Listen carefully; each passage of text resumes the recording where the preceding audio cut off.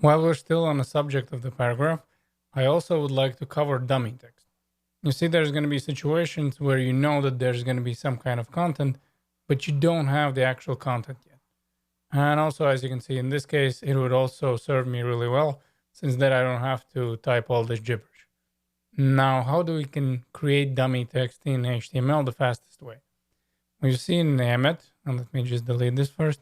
If I'm going to type lorem, you will notice that I'm getting some kind of command. So if I'm just going to press it over here, notice what's going to happen. So basically, we're going to be getting a dummy text, lorem ipsum text.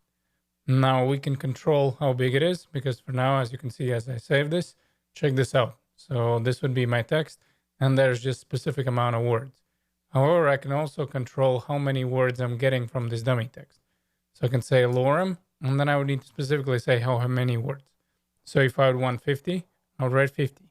If I would want 10, then obviously I would get 10 words.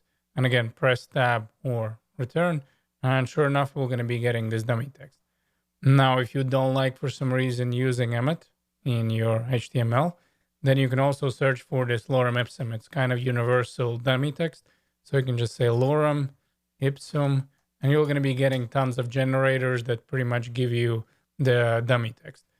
Now, if you like to be a hipster, you can just use lorem ipsum hipster, and this is just going to give you a dummy text that has basically a bunch of hipster words. So let's say I could say 5 paragraphs. Again, we just click on beer me. And as you notice here, instead of this lorem ipsum typical dummy text, we're getting all kinds of hipster words.